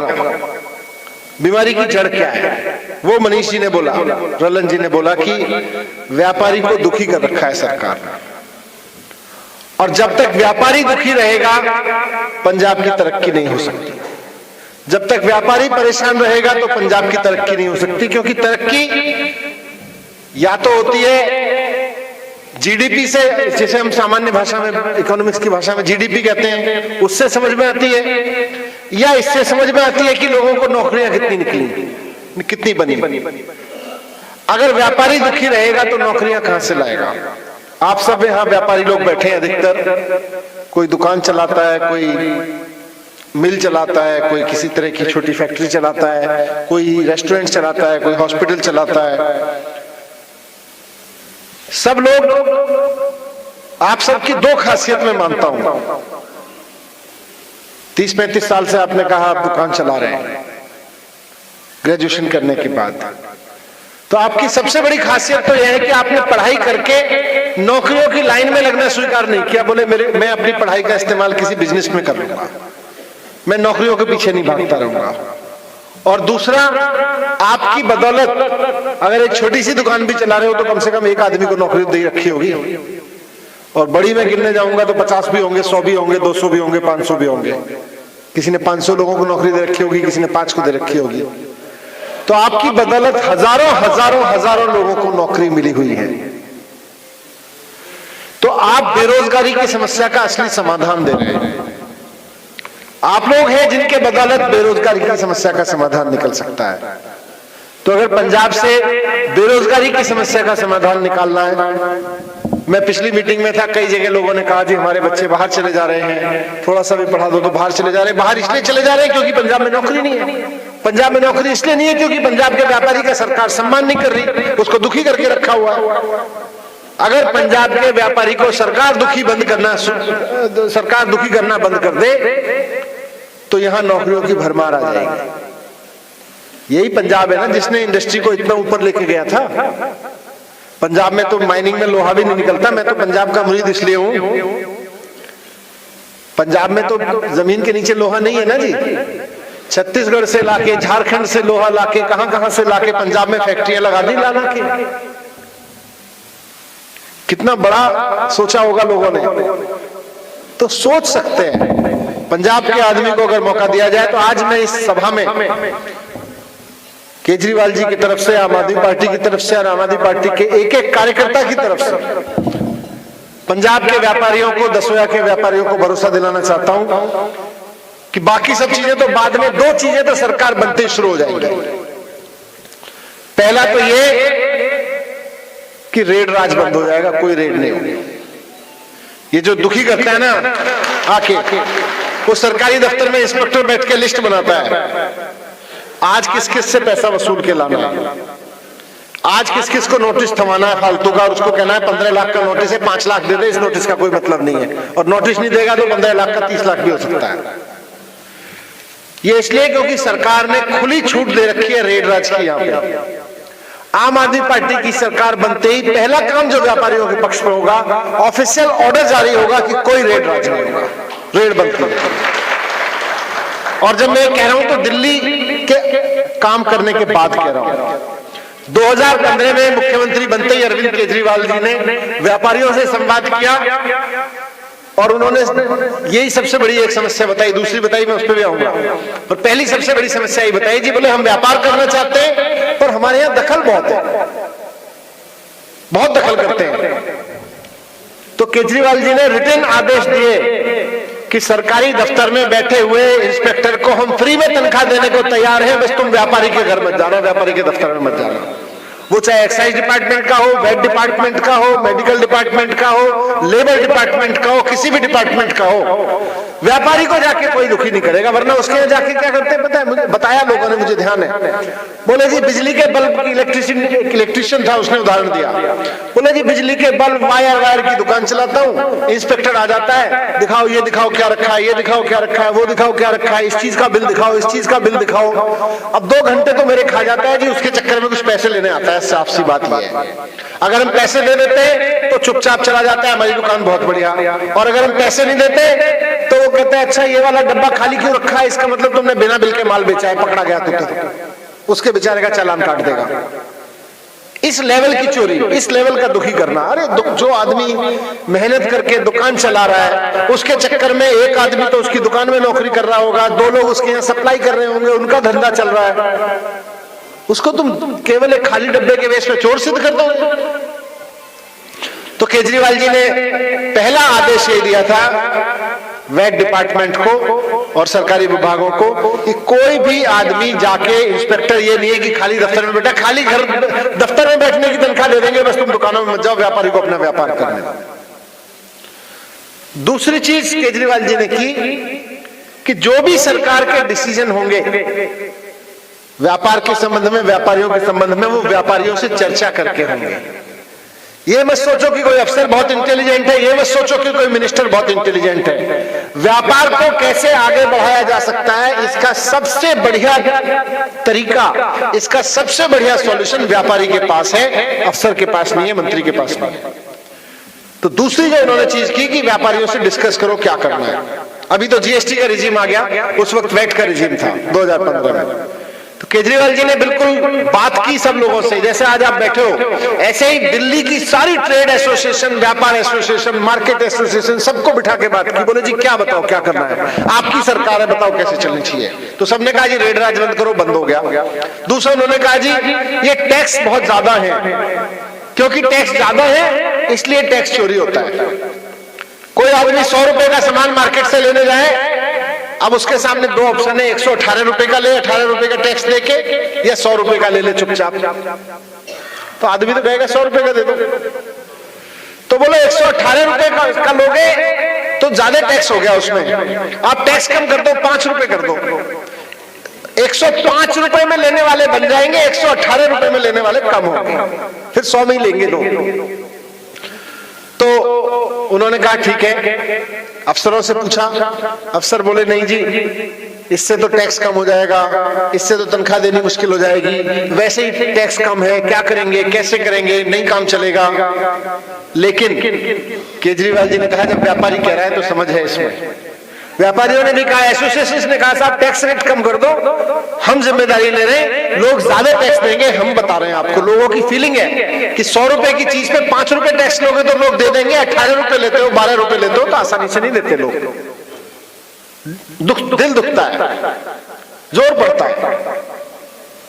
तो काफी इधर उधर हुआ, अफसरों ने बहुत मना किया, इधर उधर के लोगों ने, एक्सपर्ट्स ने बहुत कहा। केजरीवाल जी ने कहा नहीं व्यापारी कह रहे हैं तो व्यापारियों की बात पे भरोसा करो। पहले मामले में 2015 में फाइनेंस मिनिस्टर भी हूं दिल्ली का, मेरी बजट स्पीच उठा के देखिएगा, पहले साल व्यापारियों के कहने पे टिम्बर पे टैक्स 12% से 5% किया गया। अब उनकी मानते, अफसरों की मानते तो वो कहते थे जी 12% से 5 करते टैक्स तो आधा हो जाएगा। लेकिन व्यापारियों की मानी, टैक्स 12% से 5% किया, आधा नहीं हुआ, टैक्स 1% बढ़ गया, यानी कि जितना मिल रहा था उससे और 1% बढ़ के मिला, जबकि उनके हिसाब से तो आधा हो जाना चाहिए था। उससे उत्साहित होके अगले साल 44 आइटम्स पे, स्टील के बर्तनों पे, इस पे, उस पे, जूते चप्पल, बहुत सारी चीजों पे, कपड़ों पे 44 आइटम्स पे टैक्स कम कर दिया। और आप देख लीजिए दिल्ली का इतिहास गवाह है, हमने इतनी सारी चीजों पे टैक्स कम किया। 2015, 16, 17, 18, 17 में जीएसटी आया, तब तक दिल्ली का टैक्स कलेक्शन यूं बढ़ना शुरू हो गया था। आज पंजाब सरकार से बोलो खर्चा करो, वो कहते हैं कि पैसा ही नहीं है। पैसा इसलिए नहीं है क्योंकि आपको मैनेजमेंट नहीं आता, आपको व्यापारियों की सुननी नहीं आती है। केजरीवाल जी को व्यापारियों की सुननी आती है, केजरीवाल जी ने व्यापारियों की मानी तो खूब टैक्स आया। आपके सामने आप सब पढ़े लिखे लोग हैं, दसोया होशियारपुर पढ़े लिखे लोगों की जमीन है। आप देखिए दिल्ली में जब 2015 में आए थे, हमारा बजट, हमारा जो सरकार का बजट होता था 29,600 करोड़ रुपए था, 30,000 करोड़ मान लो, 30,000 करोड़ रुपए था। उसमें से 24,000 करोड़ तो जाता था तनख्वाहों में, 5-6 हजार करोड़ रुपए कुछ पुल बन रहा है, कोई चल रहा है, योजनाएं चल रही है, उनपे था। मैंने कहा भाई और कोई सरकार नई योजना बनाना चाहे तो कैसे होगा? बोले जी उसके लिए तो पैसा ही नहीं है, पैसा नहीं है तो विकास कैसे होगा, पैसा नहीं है तो स्कूल कैसे बनेंगे, पैसा नहीं है तो अस्पताल कैसे बनेंगे।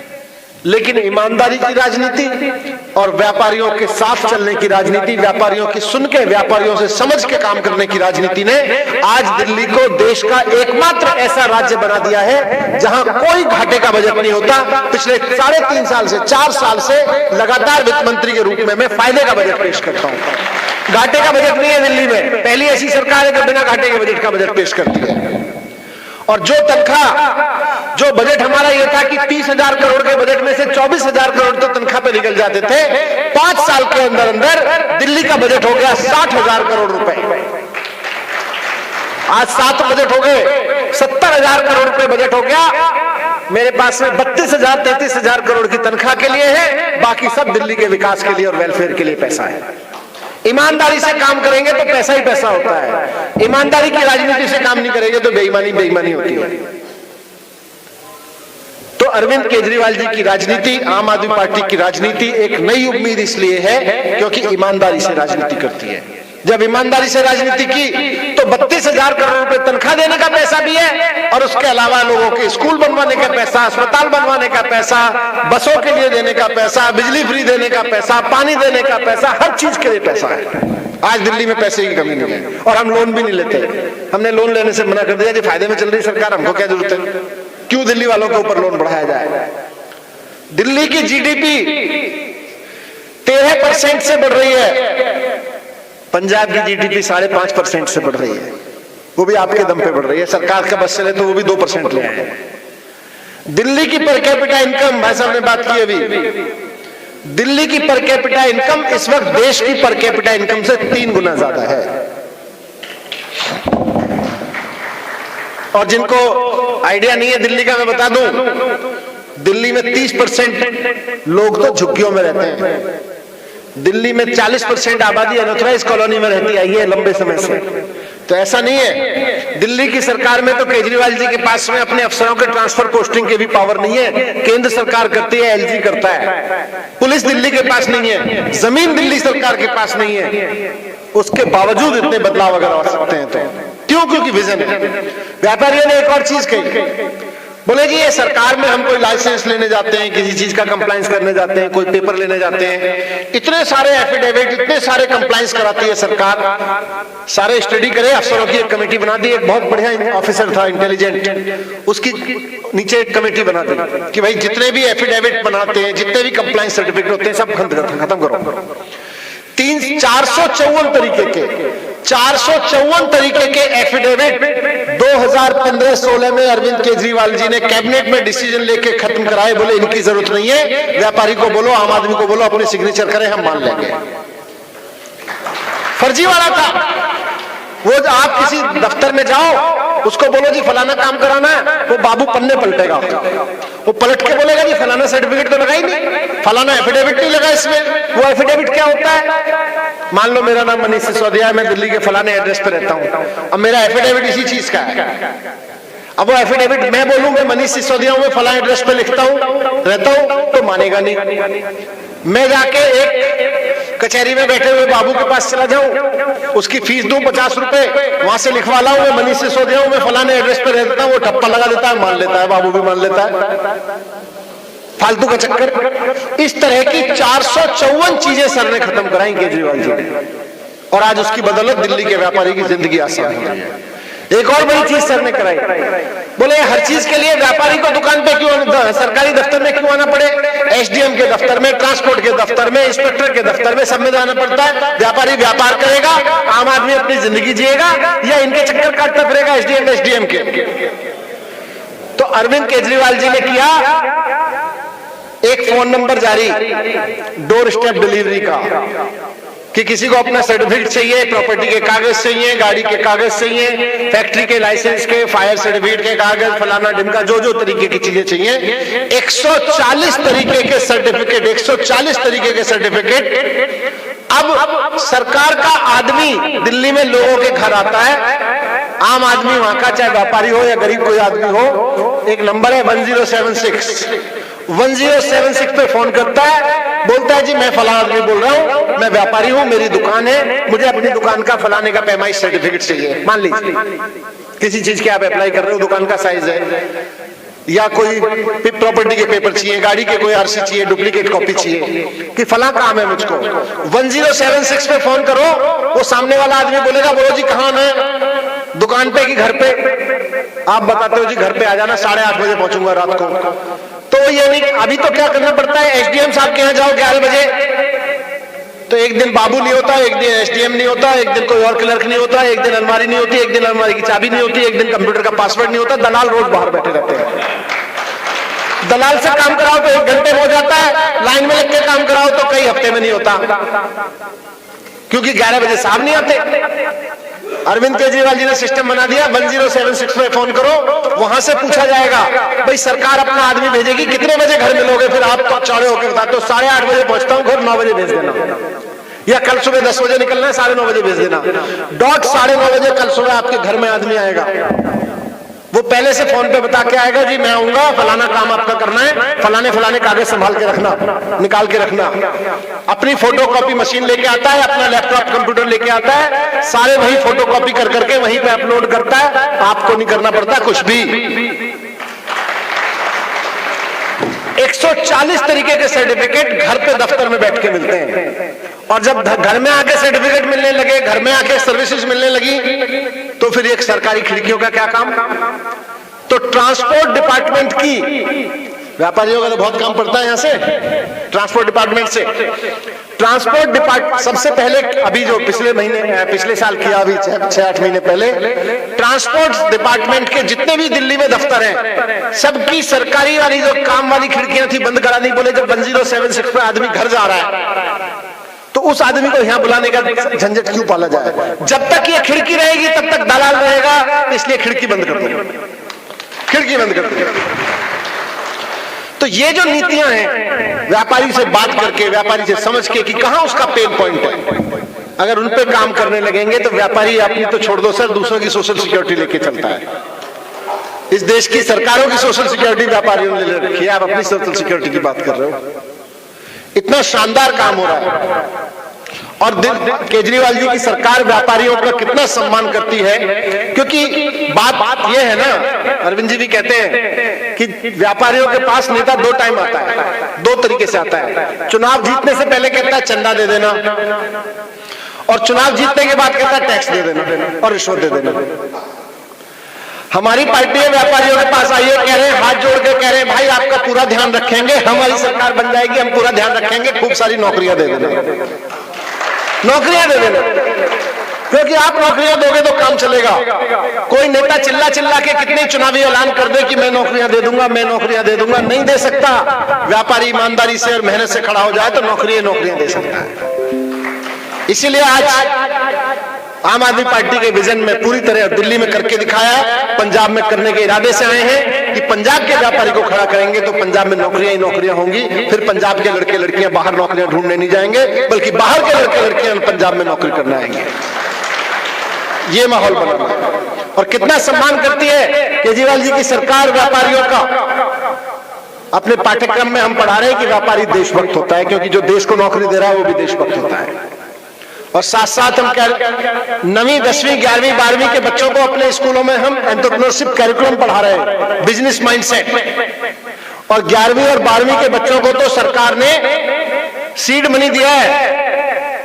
3.5 लाख बच्चे पढ़ते हैं मेरे साथ में, एजुकेशन मिनिस्टर भी हूं दिल्ली का, बाबूजी ने भी कॉलेज की बात की, एजुकेशन मिनिस्टर हूं दिल्ली का। व्यवस्था बनाई है 11वीं और 12वीं के बच्चों को जो हमारे साथ पढ़ते हैं, 3.5 लाख रुपए, 3.5 लाख बच्चे, हमने उनको चैलेंज देके कहा है कि अपना अपना बिजनेस आइडिया लेके आओ, सरकार उसको फंड करेगी। और 11वीं और 12वीं के 3.5 लाख बच्चों ने अपने अपने ग्रुप बना के छोटे छोटे स्टार्टअप बनाए हैं। 51,000 बिजनेस आइडियाज पे दिल्ली के सरकारी स्कूलों के 11वीं 12वीं के 3.5 लाख बच्चे काम कर रहे हैं, और सरकार उनको 60 करोड़ रुपए का इन्वेस्टमेंट दे रही है। इतने शानदार आइडिया लेके आए हैं बच्चे, मुझे पूरा यकीन है कि इन्हीं में से कल कोई फेसबुक जैसी कोई कंपनी बनाने वाला निकलेगा, इन्हीं में से कोई कल ट्विटर जैसी कोई नई जर्मनी की कंपनी बनाने वाला निकलेगा। और इतना ही नहीं छोड़ रहे जी, ये जो 51,000 बिजनेस आइडिया आ रहे हैं, हमारा प्लान हर साल के लिए है। ये हर साल बच्चों को बिजनेस चैलेंज देंगे और वो अपनी कंपनी बनाएंगे, वो अपना बिजनेस करेंगे, सरकार सीड मनी देगी। इन बच्चों को फिर हर साल इनके टॉप आइडियाज को, टॉप 100 आइडियाज को दिल्ली के प्रगति मैदान जैसी किसी जगह पे डिस्प्ले कराएंगे और इन्वेस्टर से कहेंगे इनकी कंपनी में आके इन्वेस्ट करो। और इनमें से ही जो टॉप बच्चे होंगे, हमने यूनिवर्सिटीज को कहा है, दिल्ली टेक्निकल यूनिवर्सिटी नाम सुना होगा, DTU बच्चे पढ़ने जाते हैं, NSUT, IGDTUW, IP college, IP university, इन सब में सीट क्रिएट करा दी है कि इनके जो टॉपर बच्चे होंगे ना, इसको कह रहे हैं बिजनेस ब्लास्टर, बिजनेस ब्लास्टर के जो टॉप बच्चे होंगे उनको सीधे एडमिशन मिलेगा, किसी कंपटीशन देने की जरूरत नहीं पड़ेगी डीटीयू में। क्योंकि जो बच्चा इतने बड़े कंपटीशन देके आ रहा है वो तो बड़ा बिजनेसमैन बन के निकलेगा देश में। हम पौध तैयार कर रहे हैं, वहां से तैयार कर रहे हैं और उसको नया सोचना सिखा रहे हैं, तो वहां से। और फिर बिजनेसमैन बैठे हैं, करोल बाग के बिजनेस व्यापारियों से मेरी बात हो रही थी, उन्होंने एक समस्या रखी अपने मेरे सामने। बोले जी हम स्कूल अच्छे कर रहे हो, कॉलेज अच्छे कर रहे हो, लेकिन ये बताओ हमारे बच्चे पढ़ लिख के विदेश चले जाते हैं, हमारे बच्चे पढ़े लिख के किसी और की कंपनी में नौकरी करने लगते हैं, हम फैक्ट्री खोलें, हम अपना व्यापार खोलें, रेस्टोरेंट की चेन खोलें, दुकान खोलें, हमारे यहाँ काम नहीं करते, कहीं और काम करने चले जाते हैं। जी ये कैसे चलेगा, कुछ करो। तो मैंने अपने वाइस चांसलर से पूछा, मैं कुछ कर सकते हैं क्या इसमें? तो उन्होंने आइडिया लगाया, तो हमने एक नया प्रोग्राम शुरू किया अपने डीटीयू में, दिल्ली टेक्निकल यूनिवर्सिटी है, बड़ा फेमस कॉलेज है, डीटीयू में फैमिली बिजनेस का।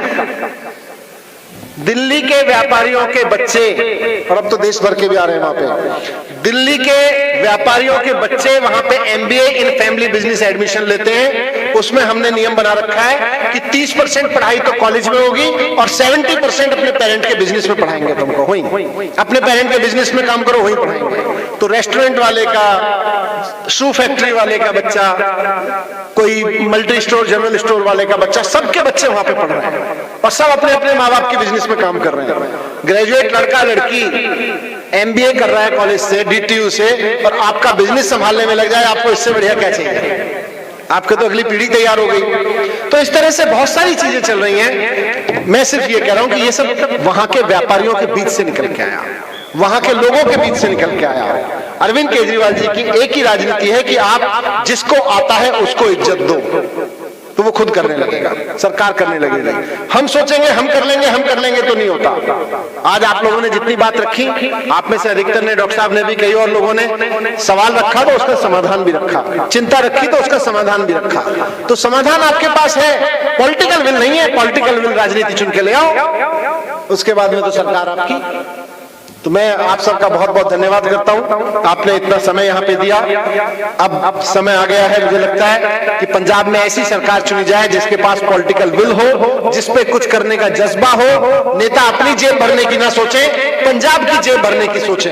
मैं अभी पीछे व्यापारियों से थोड़ा सा कैजुअली बातचीत कर रहा था पिछली मीटिंग के बाद में, उन्होंने कहा जी देखो, जो लोग कहते हैं ना कि पंजाब सरकार के पास पैसा नहीं है, पंजाब सरकार के पास पैसा नहीं है, हम क्या करें? उनसे जरा एक बार ये भी पूछ लो कि पहला चुनाव लड़ने से दूसरे चुनाव लड़ने के बीच में आपके बैंक में इतने कैसे आ गए? तो पैसा तो है, पर नेताओं की जेब में जा रहा है, सरकार की जेब में नहीं जा रहा। सरकार की जेब में जाएगा तो स्कूल भी बन जाएंगे, अस्पताल भी बन जाएंगे, फैक्ट्रियां भी हो जाएंगी, सड़कें भी हो जाएंगी। नेताओं की जेब में जा रहा है, नेताओं को पैसा कमाना तो आता है, सरकार के कमाने के लिए नहीं आता। आम आदमी पार्टी की सरकार है जिसको सरकार के लिए भी पैसा कमाना आता है और व्यापारियों के साथ मिलकर कमाना आता है। थैंक यू वेरी मच, बहुत बहुत धन्यवाद, आपने इतने सम्मान दिया आज बुला के। अगली बार जब बैठेंगे तो और मजे से बात करेंगे। Thank you very much. बहुत बहुत धन्यवाद सत्कारयोग श्री मनीष सिसोदिया जी का। बस 5-4 मिनट ਦੇ ਵਿੱਚ ਆਪਾਂ ਸਮਾਪਤੀ ਕਰ ਦੇਣੀ ਜੀ, ਮੁੜ ਕੇ ਲੰਗਰ ਵੀ ਤਿਆਰ ਹੈ, ਵੀ ਛੱਕ ਕੇ ਜਾਣਾ ਸਾਰਿਆਂ ਨੇ। ਮੈਂ ਹੁਣ ਬੇਨਤੀ ਕਰੂੰਗਾ ਸਾਡੇ ਲੋਕ ਸਭਾ ਇੰਚਾਰਜ ਹਰਵਿੰਦਰ ਬਖਸ਼ੀ ਜੀ, ਮੋਹਨ ਲਾਲ ਜੀ ਪ੍ਰਧਾਨ ਸਾਹਿਬ, ਫਾਦਰ ਸਾਹਿਬ ਸਰਦਾਰ ਜਗਮੋਹਨ ਸਿੰਘ ਘੁੰਮਣ ਜੀ ਨੂੰ, ਤੇ ਜਿਹੜੀ ਸਾਡੀ ਆਮ ਆਦਮੀ ਪਾਰਟੀ ਦੀ ਟੀਮ ਹੈ, ਬਲਾਕ ਪ੍ਰਧਾਨ ਨੇ ਉਹਨਾਂ ਨੂੰ, ਮੈਡਮ ਕਰਮਜੀਤ ਕੌਰ ਜੀ ਨੂੰ, ਕਿ ਆਪਾਂ ਸਿਸੋਦੀਆ ਸਾਹਿਬ ਦਾ ਸਨਮਾਨ ਕਰਨਾ ਹੈ। अपने एमसी साहबान तोखी जी, सोनू खालसा जी, इंदू जी, वो भी आ जाण नाल, सारे सत्कारयोग ने, क्योंकि ते जे रश ज्यादा पै गया तो फिर बाकी सारे ने। उस तो बाद जिहड़े साडे अज अकाली दल नूं छड्ड के जसकरण सिंह भूछा जी दी, उन्हां दी ज्वाइनिंग भी सिसोदिया साहब को करवाउणी है। बस 2-3 मिनट दे विच समाप्ति हो जाणी है। तो मैं बेनती करदा, आजो सन्मान तो बाद जसकरण सिंह भूछा जी ने बेनती है कि तुसीं भी आ जाओ जी, सर्जन जिन्ने भी साडे साथी ज्वाइन होने वाले, सरदार दिलबाग सिंह जी नूं नाल बेनती है। नाल ही तलवाड़ा ब्लॉक की टीम भी आ जाए, उन्होंने भी सन्मान करना है, वो भी आ जाए।